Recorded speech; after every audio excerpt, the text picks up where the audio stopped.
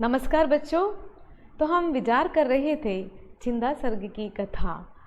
तो आगे आप इसकी कथा देखिएगा। देवजाति के विनाश को लेकर मनु छिंदा में डूब जाते हैं और इन सब के लिए देवों के जो दंभपूर्ण और विलासी जीवन को वे जिम्मेदार मानते हैं। वे प्रलयकालीन आंधियों और बिजलियों की कौंध को संबोधित करते हुए बताते हैं कि तुमने तो दिन रात भयंकर झंझावतों और क्राउंद द्वारा जो है देव जाति को सजग करना चाहा, चेतावनी देने की कोशिश की, लेकिन क्या है उनके जो है वे अपने दंभपूर्ण एवं विलासी जीवन से बाज तो नहीं आए और लगातार वे इस तरह की भोग विलासपूर्ण जिंदगी को आगे बढ़ाते ही रहे और तुम्हारी इस कौंध का उन पर कोई असर नहीं पड़ा। फलस्वरूप तुमने प्रलयकालीन जो रूप जो है धारण किया और बेहद भयानक विनाश कर डाला। तो आगे मनु सोचते हैं कि वह देव जाति जिनके महल मणियों के दीपकों से तो चमकते रहे थे और उस देव जाति का भविष्य जो है अब तो अंधकार में डूब गया है। इनके लिए उनका जो है घमंडी स्वभाव, इसके लिए जो है उनका जो घमंडी स्वभाव जो है बहुत ही क्या है कामोपासना ही प्रमुख रही थी, क्योंकि वे अपने दंभ में और अपने अहंकार में अपने काम उपासना में ही तल्लीन रहे थे और इस प्रकार घमंड रूपी यज्ञ में उनका सर्वस्व भस्म हुआ सा लगता है, यानी कि उनका विनाश हुआ।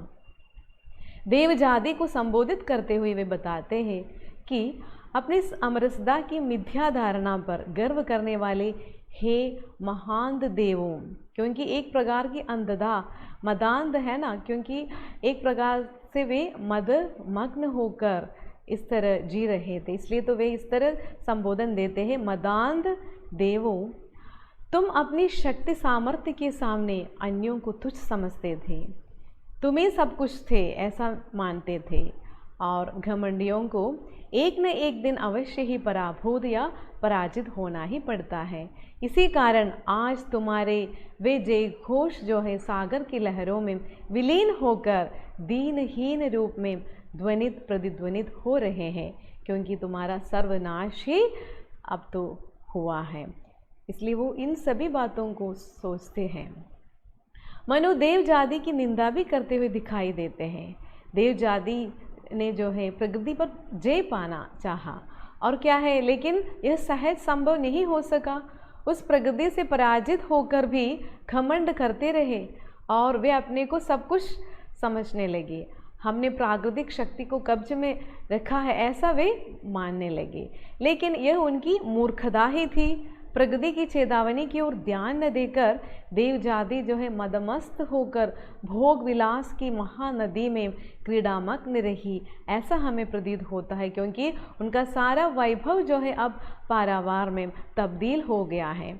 लेकिन इसका परिणाम यही हुआ है ना कि समस्त देव जाति तो डूबी, साथ ही साथ उनके वैभव विलास और ऐश्वर्य अनंत जल राशि में डूब गए। इसलिए वे बताते हैं वे सब डूबे, डूबा उनका विभव बन गया पारावार। और फिर देखिए देवों के सुखों पर दुखों का समुद्र इस प्रकार उमड़ा कि उनके सुखों को जो है पूरी तरह लील लिया है, हड़प लिया है और उनके विनाश की सूचना आज यह समुद्र गरज गरज कर दे रहा है। आगे मनु देव जाति के जो विनाश को लेकर पश्चाताप करते हुए सोचते हैं कि देवों का विलास स्वप्न था या छलना, ऐसा ही प्रतीत होता है, ऐसा ही उन्हें समझ में आता है। जैसे कि वो बताते हैं यह उन्मुक्त विलास हुआ क्या, स्वप्न रहा या छलना थी। तो इस तरह एक प्रकार से वे देवों के सुख सहसा ऐसे ही विलीन हो गए जैसे प्रातःकाल में जो है तारे निष्प्रभ हो जाते हैं या आंख खुलते ही स्वप्न मिट जाते हैं, उसी प्रकार हम जिसे देव जाति की भोग विलासमय जीवन की सुखमय रजनी मान रहे थे, वह कहीं तारों की मिथ्या से क्या है चमक तो नहीं थी, क्योंकि ऐसा लगता है वहाँ एक प्रकार के ये सब एक प्रकार मिथ्या ही था, ऐसा ही प्रतीत होता है। मनुदेव जाति की भोग विलासपूर्ण या विलासमय जीवन का स्मरण करते हुए कहते हैं कि देव जाति की उन्मादक जीवन यात्रा सुंदर स्त्रियों और अप्सराओं की सुगंधित अंजलों में जो है व्यतीत होती रही। पूरी देव जाति का जीवन उद्देश्य जो है भोग विलास परक जीवन व्यतीत करना ही रहा है। यही उनका पराजय या पराभूत होने का कारण है। और वे कामोपासना में अगाध विश्वास रखते थे। जो कामोपासना उन्हें अपने साथ ले डूबी, ऐसा ही हमें समझना चाहिए। और देव जाति का भोग विलासमय जीवन को उनके विनाश का मूल कारण मानते हुए मनु बताते हैं कि देव जाति का जीवन भोग विलास एवं सुख समृद्धि का अगाध भंडार बन चुका था और उनके जीवन में दुख वैभव एवं विलास इस प्रकार संचित हो गए थे जैसे आकाश गंगा में तारे तथा आकाश में कोहरे से हिमकण संचित हो जाते हैं। देखते ही देखते क्या है, देवों के सुग आकाश गंगा के तारों तथा कोहरे के समान विनष्ट हो गए, इसलिए ऐसा प्रतीत होता है। आगे मनु कहते हैं कि विश्व में बल वैभव सुख सभी देवों को उपलब्ध थे, उनके वश में ही थी, है ना, सब कुछ उनके ही वश में था।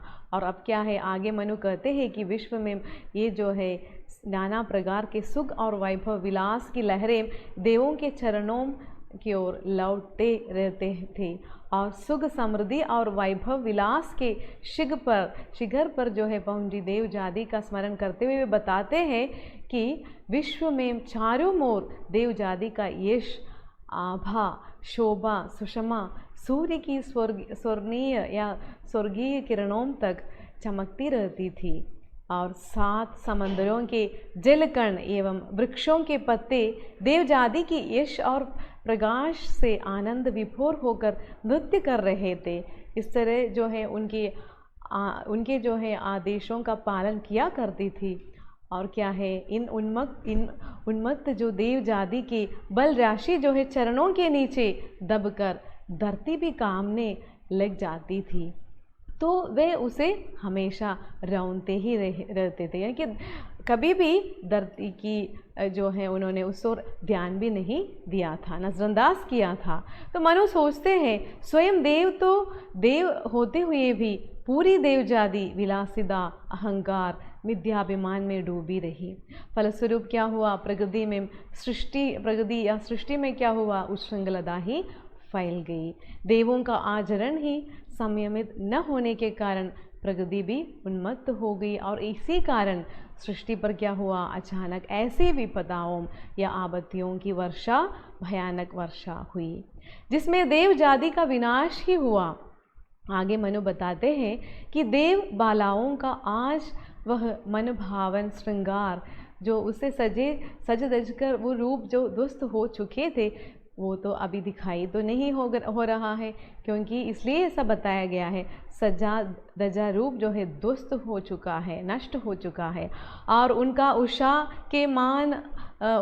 के रूप में जो आसक्त यौवन जो है, चांदनी के समान स्वच्छ हंसी जो है और भ्रमरों के समान विहार करना, ये सब कुछ नष्ट हो चुका है। अब ये सारी बातें एक प्रकार से स्वप्नवत लगती है। देव और देवांगनाएं किस भोग विलास रूपी नदी में स्नान करने में मग्न थे, उसका प्रवाह जो है उन्मत्त होकर प्रलय रूपी समुद्र में जा मिला, ऐसा ही हमें प्रतीत होता है। जिस प्रलय में पूरी देव जाति जो है अब तो डूब कर विनष्ट हो गई हैं और उन्हें इस प्रकार विनष्ट होते देख हृदय से आह निकलने लगती है। चिंतामग्न मनु सोचते हैं सदैव युवा बने रहने वाली विलासमग्न देव जाति जिनसे सारी दिशाएं सुवासित होती थी, सुगंधित होती रहती थी, लेकिन उनका वह उन्मत्त यौवन आज कहाँ विलीन हो गया, आज कहाँ गायब हो गया, दिखाई नहीं दे रहा। वह यौवन वसंत कहाँ विलुप्त हो गया या उन्मत्त और या उन्माद कहाँ विलीन हो गया। आगे मनु खेद करते हुए कहते हैं कि जिन खिले हुए फूलों वाले वनों में देव और देवांगनाएं जो है आलिंगन बंद रहे थे, और अब तो क्या है वो भी नहीं दिखाई दे रहा है। आज वे वन उपवन जो है प्रेमी युगल कहाँ चले गए, क्योंकि उस समय जो है कहीं भी वन उपवनों में ऐसे प्रेमी युगल को ही दिखाई दे रहे थे, तो आगे वो दृश्य तो गायब हो चुका है। और उन कुंजों से जो मधुर स्वर सुनाई दे रहे थे, आज वे शांत हो चुके हैं। अब कहीं भी वीणा के स्वर जो है सुनाई नहीं दे रहे हैं। परस्पर चुंबन करते हुए देव और देवांगनाओं के मुखों पर श्वास प्रश्वास के कारण जो भाप छाया के समान पड़ी रहती थी, वह भी लुप्त हो चुकी है, वह भी गायब हो चुकी है। और साथ ही एक दूसरे के आलिंगन बद्ध करने वाले देव देवांगनाओं के बगलों से खिसकने वाले वस्त्र, जिन्हें वे बार बार संभालने में व्यस्त रहते थे, ऐसे दृश्य भी हमारी आंखों से ओझल हो चुके हैं, यानी कि वो भी यहाँ अब दिखाई नहीं दे रहा है।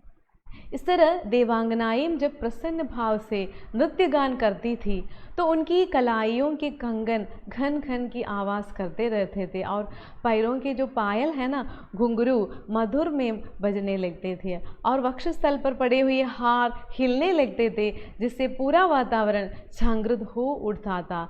लेकिन क्या है, उनकी आवाज़ मीठी।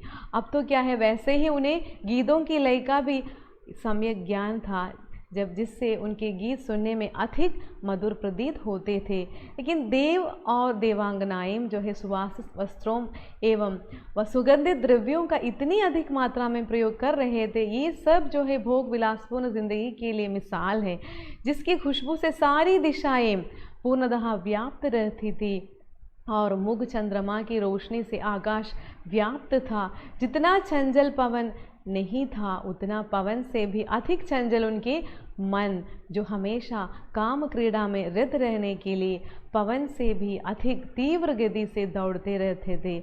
और इन सब पर देवांगनाएं अपनी कामोत्तेजक अंग भंगिमाओं द्वारा यह जताती थी कि उन्हें कामोदेव यानी कि कामदेव जो है अत्यधिक पीड़ा दे रहा है। तो वो सब जो है उनकी इच्छा और उनके प्रियतम और उस पर काम ज्वर को शांत रखने की या करने की जो कृपा करे, इस तरह की जो बात, ये सब अब तो विलीन हो चुका है। जिस प्रकार वसंत ऋतु में भ्रमर एक फूल से दूसरे फूल पर जो मंडराते हुए दिखाई दे रहे हैं, मधुबान ऐसा लगता है मधुबान उत्सव मनाते हैं, और उसी प्रकार थे देवांगनाएं अपनी कामोत्तेजक भाव भंगिमाओं में उसके द्वारा जो है देवों को उत्तेजित कर उत्सव मनाती रहती थी। और ये दृश्य भी अब दिखाई नहीं दे रहे हैं। आगे मनु इस तरह बताते हैं, देवांगनाओं के मुग सुषमा का स्मरण करते हुए वे सोचते हैं जैसे कि उनके सुवासित रहने वाले गुलाबी मुख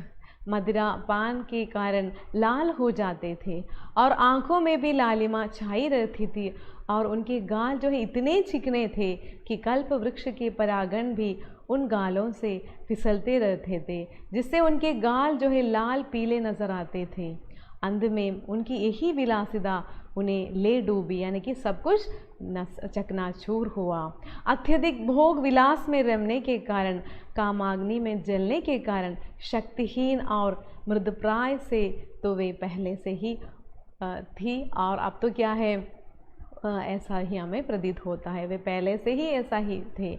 और पहले कामाग्नि में स्वयं जले, फिर क्या है जल प्लावन, यानी कि अब तो प्रलय के प्रलय जो है प्रलय रूपी अग्नि में उनका पूर्ण विनाश हुआ है। साक्षात देवजाति का विनाश देखकर मनु उनकी भोग विलास की भावनाओं और इन सभी की निंदा करते हुए बताते हैं, वास्तव में तुम तिरस्कार के योग्य हो। तुम्हारी जितनी अवहेलना या उपेक्षा की जाए उतनी कम ही है, क्योंकि अपने अमरत्व पर गर्व करने वाली देवजाति ने प्रकृति द्वारा दी गई चेतावनी को नज़रअंदाज करते हुए क्या हमेशा लगातार जो है दिन रात जो है कामरत में तल्लीन रहा, और इस तरह उनकी भोग लालसा कम होने के बजाय बढ़ती ही रही थी और उनकी आंखें हमेशा वासना लिप्त रही और जिससे क्या है प्यास बुझने के बजाय और बढ़ती ही रही